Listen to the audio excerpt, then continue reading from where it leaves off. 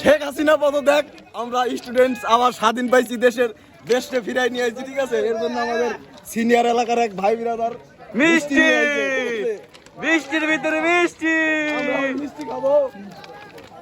আমরা আর কিছুই চাই না, আমরা মিষ্টি খাবো এবং নতুন কাউরে আনবো যারা আমাদের ছাত্রদের পাশে থাকবে। বিরাট ভাইয়ের জয় হোক।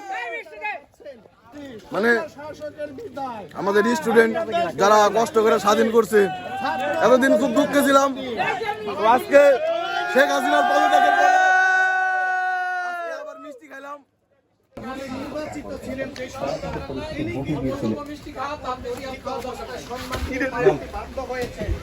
ঘরে ঘরে মিষ্টি।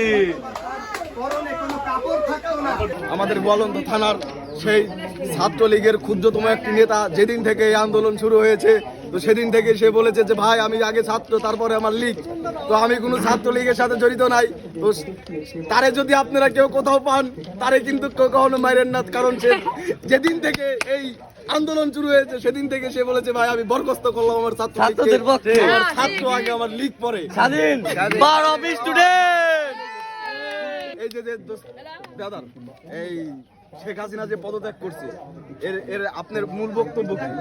আমার বক্তব্য, বাংলাদেশ এখন সন্ত্রাস বাহিনী থেকে আমরা মুক্ত আছি। বর্তমান বাংলাদেশের সময় খুব ভালো যাচ্ছে, আমরা আনন্দ উল্লাস করতেছি। আমরা ছাত্র, আমরা ছাত্রদের সাথে এগিয়ে যেতে চাই, বাংলাদেশ আরো সুন্দরভাবে এগিয়ে যাবে। আমার এই এলাকার সম্মানীয় প্রবাসী বড় ভাই, সে কিছু কথা বলবে এই পদত্যাগ হিসেবে শেখ হাসিনার জন্য। আলহামদুলিল্লাহ, আমরা আগে থেকেই বলছিলাম যে দেশ স্বাধীন করো তোমরা, আর দেশ নতুন করে সাজাবো আমরা। তো আজকে থেকে রেমিটেন্সের ঝড় শুরু হয়ে যাবে। আমার এলাকার খুবই সিনিয়র একজন পার্সন, আমার বিল্লাল ভাই, তো সে আজকে সরকারের পদত্যাগ উদ্দেশ্যে এই দাবির জন্য সে আজকে আমাদেরকে পেশকার মনে সবাইকে মিষ্টি খাওয়াইছে। তো আপনি কিসের জন্য, কোন উদ্দেশ্যে মিষ্টি খাওয়াইছেন ভাই? খাওয়ানোর উদ্দেশ্য একটাই, শেখ হাসিনার পতন।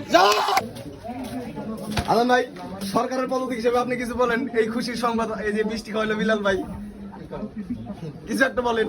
আরে খুশিতে তো আমি আর কি কব। ভাই, সে আমাদের 2000 টাকা বাজেট দিতেছে। ছাত্রদের পক্ষ থেকে বলছি যে এর পরবর্তীতে যে কোনো সরকারি আসুক, সরাসর কোনো যদি দলের কোনো লোক যদি আমাদের দেশে প্রধানমন্ত্রী হতে চায়, তাহলে ছাত্রদের হাত থেকে আবার কখনোই রেহাই পাবে না। আবারও এরকম কিছু হবে, তো যে একবার পদত্যাগ হয় সেই বুঝতে পারে যে দেশের কতটুকু মায়া।